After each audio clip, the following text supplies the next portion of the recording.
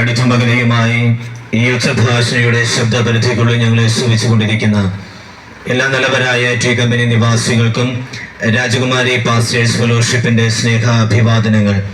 ഇന്ന് പ്രഭാതത്തിൽ കുഞ്ചിത്തണ്ണിയിൽ നിന്ന് പ്രാർത്ഥിച്ച് ആരംഭിച്ച് ഈ ദേശത്തിന്റെ വിവിധ ഇടങ്ങളിൽ കടന്നുപോയി നമ്മുടെ സമൂഹം അനുഭവിച്ചു കൊണ്ടിരിക്കുന്ന ചില പ്രതിസന്ധികളെ അഭിസംബോധന ചെയ്ത് സംസാരിക്കുകയും അതിന് ശാശ്വതമായ ഒരു പരിഹാരം ലഭ്യമാക്കുന്ന ഒരു മാർഗത്തെക്കുറിച്ച് ദേശത്തോട് വിളിച്ചറിയിക്കുകയും ചെയ്തുകൊണ്ടിരിക്കുന്ന ഒരു സന്ദേശ യാത്രയോടുള്ള ബന്ധത്തിൽ ഈ ഉച്ചയോടടുത്ത സമയത്ത് ഈ ദേശത്ത് ഞങ്ങൾക്ക് കടന്നു വരുവാനും നിങ്ങളെ അഭിസംബോധന ചെയ്ത് സംസാരിപ്പാനും കഴിഞ്ഞതിൽ വലിയ സന്തോഷവും ചാരിതാർത്ഥ്യവുമുണ്ട്. നമ്മളെല്ലാം നമ്മുടെ സംസ്കാരത്തിൽ അഭിമാനിക്കുന്നവരാണ്. ആർഷ ഭാരത സംസ്കാരത്തിൻ്റെയും അതുപോലെ നമ്മൾ ജനിച്ചു വളർത്തപ്പെട്ട നമ്മുടെ ജന്മനാടിൻ്റെയും പ്രബുദ്ധതയിൽ പ്രശംസിക്കുന്നവരും ആത്മാഭിമാനം കൊള്ളുന്നവരുമായ ഒരു ജനസമൂഹമാണ്. അതിനെയോർത്ത് വലിയ സന്തോഷമുണ്ട്, അഭിമാനമുണ്ട്.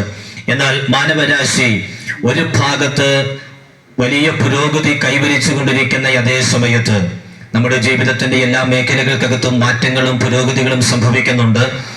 ശാസ്ത്രീയമായ കാര്യങ്ങൾക്കകത്ത് വലിയ ഉന്നമനം നമുക്ക് സംഭവിക്കുന്നുണ്ട്.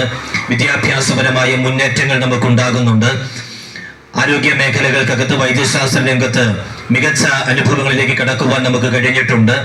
എല്ലാ ജീവിത സാഹചര്യങ്ങൾക്കകത്തും വലിയ മാറ്റങ്ങളും പുരോഗതികളും സംഭവിച്ചിട്ട് ഭൂമിയെയും കീഴടക്കി ഇതര ഗ്രഹങ്ങളിലേക്കൊക്കെ മനുഷ്യൻ യാത്ര ചെയ്തുകൊണ്ടിരിക്കുന്ന അഭിമാനത്തിന്റെ പരകോടിയിൽ നമ്മൾ നിൽക്കുന്ന ഒരു സമയത്താണ് നമ്മൾ ഓരോരുത്തരുമായിരിക്കുന്നത്.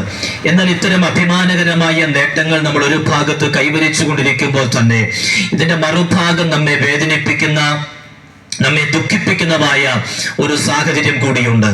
നമ്മുടെ സമൂഹത്തിൽ വർദ്ധിച്ചു വരുന്നതായ കുറ്റകൃത്യങ്ങൾ, നമ്മുടെ സമൂഹം നേരിട്ടുകൊണ്ടിരിക്കുന്നതായ കൊള്ളരുതായ്മകൾ, ഇതിന്റെ എല്ലാം ഒരു വലിയ നേർചിത്രം നമുക്ക് മറക്കുവാൻ കഴിയാതെ, മറച്ചു വെക്കാൻ കഴിയാതെ നമ്മുടെ എല്ലാം കൺമുൻപിൽ അതിന്റെ നേർചിത്രം നമ്മൾ കണ്ടുകൊണ്ടിരിക്കുകയാണ്. എവിടേക്കാണ് നമ്മുടെ സമൂഹം കടന്നു പോയിക്കൊണ്ടിരിക്കുന്നത് എന്ന് നമ്മൾ ഓരോരുത്തരും നമ്മളോട് തന്നെ ചോദിച്ചിട്ടുള്ളവരാണ്. എന്താണ് നമ്മുടെ സമൂഹം അഭിമുഖീകരിക്കുന്ന വലിയ പ്രശ്നങ്ങൾ എന്ന് ചോദിച്ചാൽ, ആഗോള തലത്തിൽ നമ്മൾ നേരിടുന്നതായ യുദ്ധശ്രുതികളുണ്ട്, യുദ്ധവർത്തമാനങ്ങളുണ്ട്.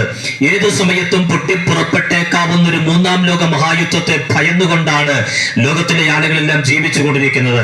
ഒന്നാം ലോക മഹായുദ്ധവും രണ്ടാം ലോക മഹായുദ്ധവും നമ്മുടെ ഭൂമിയെ എത്രത്തോളം, ഈ ലോകത്തെ എത്രത്തോളം തകർത്തെറിഞ്ഞു എന്നത് ചരിത്ര താളുകളിൽ നമ്മൾ വായിച്ചറിഞ്ഞിട്ടുള്ളവരാണ്. അന്ന് ആണവ സാങ്കേതിക വിദ്യ ഇത്രയും വികസിച്ചിരുന്നില്ല, ഇത്രയും യുദ്ധായുധങ്ങൾ ആ കാലഘട്ടങ്ങളിൽ ഉണ്ടായിരുന്നില്ല. എന്നിട്ടും ഹിരോഷിമയും നാഗസാക്കിയും ഉൾപ്പെടെയുള്ള ദേശങ്ങൾ ഇന്നും അതിന്റെ ദുരന്തങ്ങൾ പേറിക്കൊണ്ട് ജീവിക്കുന്നത് നമുക്ക് തിരിച്ചറിയുവാൻ കഴിയുന്നുണ്ട്. അങ്ങനെയെങ്കിൽ ഭൂമിയെ തന്നെ പലതവണ ചുട്ടരിക്കാൻ പ്രാപ്തിയുള്ള മാരക ആയുധങ്ങൾ കൈവശം വെച്ചിരിക്കുന്ന ലോകരാഷ്ട്രങ്ങൾക്കിടയിൽ മൂന്നാമതൊരു മഹായുദ്ധം പൊട്ടിപ്പുറപ്പെട്ടാൽ അത് ഈ ഭൂമിയെ എത്ര കണ്ട് വിനാശത്തിലേക്ക് നയിക്കുമെന്നത് നമുക്ക് ഊഹിക്കാവുന്നതിലും അപ്പുറമാണ് എന്നത് നാം സമ്മതിച്ചേ മതിയാകുകയുള്ളൂ. ആഗോള ഭീകരവാദം നമ്മുടെ ലോകത്തെ ഒരു ഭീതിയുടെ മുൾമുനയിൽ നിർത്തിക്കൊണ്ടിരിക്കുന്ന സാഹചര്യങ്ങളുണ്ട്. ഇങ്ങനെ ആഗോള തലത്തിൽ നമ്മെ വേട്ടയാടുന്ന നിരവധി യാഥാർത്ഥ്യങ്ങൾ ഉള്ളപ്പോൾ തന്നെ അതിനൊരു മറുഭാഗത്ത് നമ്മുടെ സ്വന്തം ചുറ്റുപാടുകളിലേക്ക്, ലോകത്തിന്റെ മുഴുവൻ വൃത്തങ്ങൾ എടുക്കുന്നതിന് പകരം നമ്മളൊക്കെ ജീവിക്കുന്ന നമ്മുടെ ഈ ചുറ്റുപാടുകളിലേക്ക് നോക്കിയാൽ, നമ്മുടെ ഇടത്തും വലത്തും നോക്കിയാൽ, നമ്മൾ ജനിച്ചു വളർന്ന സാഹചര്യങ്ങളിലേക്കും അയൽപ്പക്കങ്ങളിലേക്കും കണ്ണോടിച്ചാൽ അവിടെയും നമുക്ക് കാണുവാൻ കഴിയും എത്രയോ വേദനിപ്പിക്കുന്ന യാഥാർത്ഥ്യങ്ങളിലൂടെയാണ് നമ്മൾ കടന്നുപോയിക്കൊണ്ടിരിക്കുന്നത്. നമ്മുടെ ചുറ്റും വളർന്നു വന്നുകൊണ്ടിരിക്കുന്ന നമ്മുടെ തലമുറ നേരിട്ടുകൊണ്ടിരിക്കുന്ന വലിയൊരു പ്രതിസന്ധിയാണ് മദ്യത്തിന്റെയും മയക്കുമരുന്നിന്റെയും വർദ്ധിച്ചു വരുന്നതായ ഉപഭോഗങ്ങൾ. അത് എത്ര കണ്ട് നമ്മുടെ സമൂഹത്തെ വിനാശത്തിലേക്ക് നയിക്കും എന്നത് നമ്മൾ ചിന്തിക്കുന്നതിനെല്ലാം അപ്പുറത്താണ്. കുറച്ച് കാലങ്ങൾക്കൊക്കെ പിറകിൽ നമുക്കറിയാം, അന്ന് ജീവിച്ചു വന്നുകൊണ്ടിരുന്ന ആളുകളെല്ലാം ഒരു പ്രത്യേക പ്രായപരിധിയൊക്കെ കഴിഞ്ഞപ്പോൾ ഒളിഞ്ഞും മറഞ്ഞുമൊക്കെ ഇരുന്ന് ലഹരികൾ ഉപയോഗിച്ചുകൊണ്ടിരുന്ന ഒരു കാലമുണ്ടായിരുന്നു. എന്നാൽ ഇന്ന് അതിൽ നിന്നെല്ലാം തികച്ചും വിഭിന്നമായി, വ്യത്യസ്തമായി മനുഷ്യൻ മാറിയിട്ട് സ്കൂൾ തലത്തിൽ പഠിക്കുന്ന കുഞ്ഞുങ്ങളുടെ പുസ്തക സഞ്ചിക്കകത്ത് വരെ മദ്യവും ലഹരികളും ഹൈബ്രിഡ് കഞ്ചാവും ഉൾപ്പെടെയുള്ളതായ രാസലഹരികൾ ഇടം പിടിക്കുന്ന ഒരു വല്ലാത്ത കാലഘട്ടത്തിലൂടെയാണ് നമ്മൾ കടന്നുപോയിക്കൊണ്ടിരിക്കുന്നത്. ഒരു ഭാഗത്ത് വിദ്യാഭ്യാസപരമായ മുന്നേറ്റങ്ങളെ കുറിച്ച് നമ്മൾ സന്തോഷിച്ചു കൊണ്ടിരിക്കുമ്പോൾ, വിദ്യാഭ്യാസപരമായ മുന്നേറ്റങ്ങൾ നമ്മുടെ തലമുറയ്ക്ക് ഉണ്ടാകുന്നു എന്നതിൽ നമ്മൾ അഭിമാനിച്ചു കൊണ്ടിരിക്കുമ്പോൾ, പാഠപുസ്തക സഞ്ചികൾക്കകത്ത് ലഹരി കിടത്തുന്ന ഒരു തലമുറയായി നമ്മുടെ തലമുറ മാറിക്കൊണ്ടിരിക്കുന്നു എന്നത് എത്ര വേദനാജനകമാണ് എന്ന് നമ്മൾ തിരിച്ചറിയേണ്ടതുണ്ട്. ഇതിന് ലിംഗഭേദമില്ല, പ്രായവ്യത്യാസമില്ല.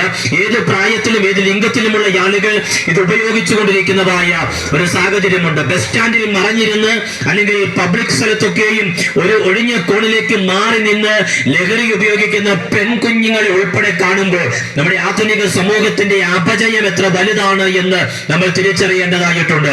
ലഹരി കടത്തിയതിന്റെ പേരിൽ ഓരോരുത്തരെ അറസ്റ്റ് ചെയ്തപ്പോൾ നമ്മൾ കഴിഞ്ഞ നാളുകളിൽ കണ്ടു.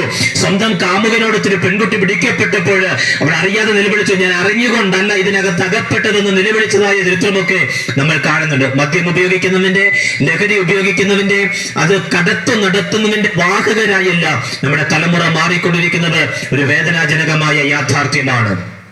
കൊല്ലും കൊലയും നമ്മുടെ സമൂഹത്തിൽ പെരുകി വന്നുകൊണ്ടിരിക്കുന്നു.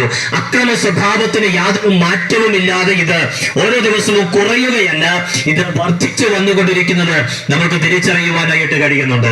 അപ്പോൾ നമ്മുടെ സമൂഹം ഇങ്ങനെ ഓരോ ദിവസവും മുൻപോട്ട് പോകുമ്പോൾ ഒരു ഭാഗത്ത് പുരോഗതി വരികയും മറുഭാഗത്ത് വലിയ അപജയങ്ങൾക്ക് വിധേയമാകുകയും ചെയ്യുന്ന ഒരു സാഹചര്യമുണ്ട് എന്നത് നമുക്ക് വിസ്മരിക്കുവാനായിട്ട് കഴിയുകയില്ല. കുറ്റകൃത്യങ്ങളുടെ ഒരു നീണ്ട ലിസ്റ്റ് ഞാൻ നിങ്ങളുടെ മുമ്പിൽ അവതരിപ്പിക്കാതെ തന്നെ ഈ സമൂഹത്തിൽ ദൈനംദിന വാർത്താ മാധ്യമങ്ങൾ കൈകാര്യം ചെയ്യുന്നവരും നമ്മുടെ സോഷ്യൽ മീഡിയ ഉപയോഗിക്കുന്നവരുമായ ആളുകൾക്ക് നമ്മുടെ സമൂഹത്തിന്റെ അപജയത്തിന്റെ സാധ്യത എത്ര വലുതാണ് എന്ന് തിരിച്ചറിയുവാൻ കഴിയുന്നുണ്ട്. ഞാനിത് വിശദീകരിക്കുന്നില്ല.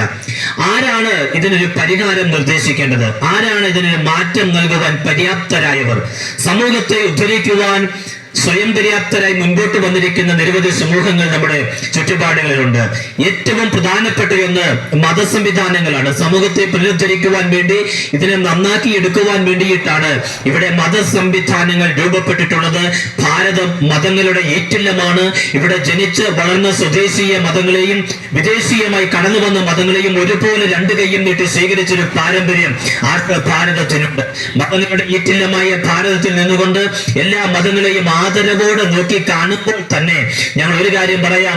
കുറ്റകൃത്യങ്ങൾക്ക് വിധേയപ്പെട്ട് തെറ്റുകൾ ചെയ്ത് തടവറയ്ക്കകത്ത് അടയ്ക്കപ്പെട്ട് കിടക്കുന്നവരിൽ ബഹുഭൂരിപക്ഷവും ഏതെങ്കിലുമൊക്കെ മതത്തിൽ വിശ്വസിച്ചിരുന്നവരാണ്, നിരീശ്വരവാദികളല്ല എന്ന യാഥാർത്ഥ്യം നമ്മൾ തിരിച്ചറിയേണ്ടതായിട്ടുണ്ട്. ഇപ്പൊ കുറ്റകൃത്യങ്ങൾ മതസംവിധാനങ്ങൾക്കകത്ത് ജനിച്ചു വളർത്തപ്പെട്ടവരുടെ ഇടയിൽ തന്നെ പെരുകി വന്നുകൊണ്ടിരിക്കുന്ന ഒരു കാലഘട്ടത്തിലൂടെയാണ് നമ്മൾ കടന്നുപോയിക്കൊണ്ടിരിക്കുന്നത്. അതിന്റെ അർത്ഥം മനുഷ്യനെ നന്നാക്കുന്നതിൽ മതസംവിധാനങ്ങൾ പൂർണ്ണമായും വിജയിച്ചിട്ടില്ല എന്നുള്ളതാണ്. സമൂഹത്തെ പുനരുദ്ധരിക്കുന്നവരിൽ മുൻപന്തിയിൽ നിൽക്കുന്നു എന്നാണ് രാഷ്ട്രീയ സംവിധാനങ്ങൾ. എല്ലാ രാഷ്ട്രീയ സംവിധാനങ്ങളെയും ഞങ്ങൾ തികഞ്ഞ ആദരവോടെ കാണുന്നു. സമൂഹത്തിന്റെ ഒരു പുനർനിർമ്മിതിക്ക് അത് ആവശ്യവുമാണെന്ന ബോധവും അവബോധവും ഞങ്ങൾക്കുണ്ട്. എങ്കിലും രാഷ്ട്രീയത്തിന്റെ പേരിൽ ഇവിടെ കൊല്ലും കൊലയും നടന്നുകൊണ്ടിരിക്കുകയാണ്. അറുകൊലയ്ക്ക് മറുകൊല കൊണ്ട് പരിഹാരം നടത്തുന്ന ഒരു വല്ലാത്ത കാലഘട്ടത്തിലൂടെയാണ് നമ്മൾ കടന്നുപോയിക്കൊണ്ടിരിക്കുന്നത്. അത് മാത്രമല്ല, സ്വജനപക്ഷപാതവും അഴിമതിയും ഒക്കെ രാഷ്ട്രീയത്തിന്റെ ഭാഗമായി വരുന്നത് കൊണ്ട് രാഷ്ട്രീയ സംവിധാനങ്ങളും സമൂഹത്തെ പുനരുദ്ധരിക്കുന്നതിൽ പൂർണ്ണമായി വിജയിച്ചിട്ടില്ല എന്ന് നമ്മളൊക്കെ സമ്മതിക്കേണ്ടതായിട്ടുണ്ട്. ഇവിടെ ഉയർന്നു വന്നിട്ടുള്ള നിരവധി ആശയ സംഹിതകളുണ്ട്, നിരവധി തത്വചിന്തകളുണ്ട്. ഇതെല്ലാം ഓരോന്നോരോന്നായി എടുത്ത് വിശദീകരിക്കാൻ സമയമെടുക്കുന്നില്ല. എല്ലാറ്റിന്റെയും ആകെ തുക എടുത്ത് നോക്കിയാൽ പറയുന്നത്ര ഇവരാരും ഇതിനകത്ത് വിജയിച്ചിട്ടില്ല എന്നുള്ളതാണ് നമ്മൾ മനസ്സിലാക്കേണ്ട ഒരു യാഥാർത്ഥ്യം. അപ്പോൾ മനുഷ്യനെ നന്നാക്കുന്നതിലും സമൂഹത്തെ പുനർനിർമ്മിതി നടത്തുന്നതിലും നമ്മൾ ഈ പറയപ്പെട്ട സംവിധാനങ്ങളെല്ലാം പഞ്ചപുച്ഛമടക്കി പരാജയം സംഭവിച്ചു നിൽക്കുന്നിടത്ത് മാനവിക പുരോഗതിയെ മുന്നോട്ട് നയിക്കാൻ പര്യാപ്തമായതും ഒരു സമൂഹത്തെ ഉടച്ചു വാർത്ത് പണിതെടുക്കുവാൻ കഴിയുന്നതുമായ ഒരു പ്രായോഗിക സന്ദേശം നിങ്ങൾക്ക് കൈമാറുവാൻ ഞങ്ങൾ ആഗ്രഹിക്കുന്നു. 2000-ൽ പരം വർഷങ്ങളായി ലോകത്തിന്റെ 5 വൻകരകൾ, മനുഷ്യവാസമുള്ള 5 വൻകരകളിലും ഒരുപോലെ പ്രസംഗിക്കപ്പെടുകയും മനുഷ്യനെ മാനസാന്തരത്തിലേക്ക് നയിക്കുകയും സമൂഹത്തിന് പുനർനിർമ്മിതി നടത്തുകയും ചെയ്യുന്നതിൽ വിജയിച്ചു കൊണ്ടിരിക്കുന്ന ഒരു മാർഗമുണ്ട്. അതാണ് ഞങ്ങൾ ഇവിടെ ഉയർത്തി കാണിക്കുന്ന നസ്രായനായ യേശു ക്രിസ്തുവിന്റെ മാർഗം എന്ന് പറയുന്നത്. ഏതൊക്കെ മനുഷ്യർ നന്നാക്കാൻ പരിശ്രമിച്ച് പരാജയപ്പെട്ട ആളുകളാണെങ്കിലും, പരാജയപ്പെട്ട സമൂഹങ്ങളാണെങ്കിലും അതിനെയെല്ലാം നന്നാക്കിയെടുക്കുന്നതിൽ നമ്മുടെ മാർഗം വിജയിച്ചിട്ടുണ്ട് എന്നതിന് ചരിത്രം സാക്ഷിയാണ്. കൊള്ളക്കാരെയും കൊലപാതകികളെയും ഒക്കെ ജയിലറകൾക്കകത്ത് വെച്ച് നിയമ സംവിധാനത്തിന് അവർക്ക് മാറ്റം കൊടുക്കാൻ കഴിയാതിരുന്നപ്പോൾ തടവറകൾക്കകത്ത് കയറി ചെന്ന് സുവിശേഷകന്മാർ പറഞ്ഞു കൊടുത്ത സുവിശേഷത്തിന്റെ സന്ദേശം ജയിലുകൾക്കകത്ത് അനേകരെ മാനസാന്തരപ്പെടുത്തി പുറത്തെടുത്തതിന് ഞങ്ങൾ സാക്ഷികളാണ്. മദ്യപാനത്തിന് അടിമപ്പെട്ട് ജീവിതത്തിൽ തകർച്ച നേരിട്ടുകൊണ്ടുന്ന അനേക ആളുകൾ ഈ സുവിശേഷത്തിന്റെ കേൾവി മുഖാന്തരം മാനസാന്തരപ്പെട്ടതിന് ഞങ്ങൾ സാക്ഷികളാണ്. ഇങ്ങനെ ജീവിതത്തിന്റെ നാനാ തുറകളിൽ നിരാശ അനുഭവിക്കുകയും ജീവിത തകർച്ച നേരിടുകയും ചെയ്തുകൊണ്ടിരുന്ന അനേക ആളുകൾ ഈ സുവിശേഷത്തിന്റെ കേൾവിയും സുവിശേഷം സ്വീകരിക്കുകയും നിമിത്തം അവരുടെ ജീവിതത്തിൽ അനേക മാറ്റങ്ങളിലൂടെ കടന്നു പോകുകയും സമൂഹത്തിന് കൊള്ളാകുന്ന നല്ല മനുഷ്യരായി മാറുകയും ചെയ്തു എന്നതിന് നമ്മുടെ ചരിത്രം സാക്ഷിയാണ്. തെളിവുകൾ ഞങ്ങളുടെ കൈവശം ഉള്ളതുകൊണ്ടാണ് ഞങ്ങൾ അത് ഉറപ്പിച്ചും തറപ്പിച്ചും അഭിമാനത്തോടെ ഈ ദേശത്തോട് വിളിച്ചു പറയുന്നത്. ഇത് കേവലം ഇവിടത്തെ ഒരു സാമൂഹിക പരിവർത്തനത്തിന് മാത്രം ഉതകുന്ന ഒരു സന്ദേശമല്ല. ഏത് മനുഷ്യന്റെയും ഇഹലോകവാസം അവസാനിച്ച് മനുഷ്യന് മരണാനന്തര ജീവിതം എന്നൊന്നുണ്ട്. അതെല്ലാ മതങ്ങളും ഒരുപോലെ പഠിപ്പിക്കുന്ന ഒരു യാഥാർത്ഥ്യമാണ്. മരണാനന്തര ജീവിതത്തെ കുറിച്ച് മനുഷ്യൻ പലപ്പോഴും അജ്ഞരാണ്. എന്താണ് സംഭവിക്കുക എന്നതിനെ കുറിച്ചുള്ള അവബോധമില്ലാത്തൊരു സാഹചര്യമുണ്ട്. എന്നാൽ അതിനെക്കുറിച്ചും കൃത്യമായ വെളിച്ചം വീശുന്ന ഒന്നാണ് ഞങ്ങൾ പ്രസംഗിക്കുന്ന സുവിശേഷത്തിന്റെ സന്ദേശം എന്ന് പറയുന്നത്. മരണാനന്തര ജീവിതത്തെ കുറിച്ച് ഉറപ്പ് നിങ്ങൾക്ക് പ്രാപിക്കണമോ, ജീവിതത്തിലെ യഥാർത്ഥ സമാധാനം നിങ്ങൾക്ക് അനുഭവിക്കണമോ, ഒരൊറ്റ മാത്രമേ ഉള്ളൂ, കർത്താവായ യേശുവിൽ വിശ്വസിക്കുക എന്നത് മാത്രമേ ഉള്ളൂ. ഇവിടെ രാജകുമാരി പാസ്റ്റേഴ്സ് ഫെലോഷിപ്പിൽ പ്രവർത്തിക്കുന്ന ഒരുപറ്റം സുവിശേഷകന്മാരാണ് ഈ ദേശത്ത് കടന്നുകൊണ്ടിരിക്കുന്നത്. ഈ മാർഗത്തെ പ്രസംഗിക്കുന്നതിൽ തികഞ്ഞ അഭിമാനത്തോടെ ഞങ്ങൾ ഈ ദേശത്തോട് വിളിച്ചു പറയുന്നു. ആകാശത്തിന് കീഴിൽ മനുഷ്യരുടെ ഇടയിൽ മാനവ രക്ഷയ്ക്ക് വേണ്ടി നൽകപ്പെട്ട ഒരേ ഒരു നാമമേ ഉള്ളൂ. അത് ഞങ്ങൾ ഇവിടെ ഉയർത്തി കാണിക്കുന്ന കർത്താവായ യേശു ക്രിസ്തുവിന്റെ നാമം മാത്രമാണ് എന്ന് ഞങ്ങൾ ഉറപ്പിച്ചു പറഞ്ഞ് ഈ സന്ദേശം ഇവിടെ അവസാനിപ്പിക്കുകയാണ്. നിങ്ങൾ ജീവിതത്തിൽ ഒരു സമാധാനം ആഗ്രഹിക്കുന്ന വ്യക്തിയാണെങ്കിൽ, ഒരു മാനസാന്തരം ആഗ്രഹിക്കുന്ന വ്യക്തിയാണെങ്കിൽ, ജീവിത തകർച്ചയ്ക്കകത്ത് നിന്ന് പുറത്തു വരുവാൻ ആഗ്രഹിക്കുന്ന ഒരു വ്യക്തിയാണെങ്കിൽ തീർച്ചയായും ഈ സന്ദേശം നിങ്ങൾക്ക് പ്രയോജനപ്പെടും. ഈ സന്ദേശം തള്ളിക്കളയാതെ, ശ്രീ യേശു ക്രിസ്തുവിനെ തള്ളിക്കളയാതെ നിങ്ങളുടെ ജീവിതത്തോട് ചേർത്ത് നിർത്തുകയും ഈ ലോക ജീവിതത്തിൽ നിത്യസമാധാനം അനുഭവിക്കുകയും മരണാനന്തര ജീവിതം എവിടെയാണ് എന്നതിനെ കുറിച്ച് ഉറപ്പ് പ്രാപിക്കുകയും ചെയ്ത് മുൻപോട്ട് പോകുവാൻ ദൈവം നിങ്ങളെ സഹായിക്കട്ടെ എന്ന് ആത്മാർത്ഥമായി പ്രാർത്ഥിച്ചുകൊണ്ട് ഞങ്ങളുടെ വാക്കുകളെ ഉപസംഹരിക്കുകയാണ്. ഇവിടെ പ്രസംഗിച്ച് കേൾക്കപ്പെട്ട വിഷയത്തെക്കുറിച്ച് നിങ്ങൾക്ക് കൂടുതൽ അറിയാൻ ആഗ്രഹിക്കുന്നുവെങ്കിൽ ഞങ്ങളെ നേരിട്ട് സമീപിക്കാം. അതല്ലെങ്കിൽ സമീപത്ത് കുഞ്ചിത്തണ്ണയിൽ കർമ്മേൽ എന്ന ദൈവസഭ പ്രവർത്തിക്കുന്നുണ്ട്. നിങ്ങൾക്ക് അവിടെ കടന്നു വരാം. സമീപത്ത് മുട്ടുകാട് അസംബ്ലീസ് ഓഫ് ഗോഡിൽ ദൈവസഭ പ്രവർത്തിക്കുന്നുണ്ട്. നിങ്ങൾക്ക് അവിടെ സമീപിക്കാവുന്നതാണ്. ഈ സഭകളിൽ നിങ്ങൾ കടന്നു വന്നാൽ ഈ പറയപ്പെട്ട വിഷയങ്ങളെ കുറിച്ച്, മരണാനന്തര ജീവിതത്തെ കുറിച്ചൊക്കെ കൂടുതൽ അറിയുവാൻ നിങ്ങൾക്ക് ഇത് ഉപകരിക്കും എന്ന് കൂടി ഓർമ്മപ്പെടുത്തിക്കൊണ്ട് ഞാൻ എന്റെ വാക്കുകളെ ഉപസംഹരിക്കുന്നു. ദൈവം നിങ്ങളെ ധാരാളമായി അനുഗ്രഹിക്കുമാറാകട്ടെ.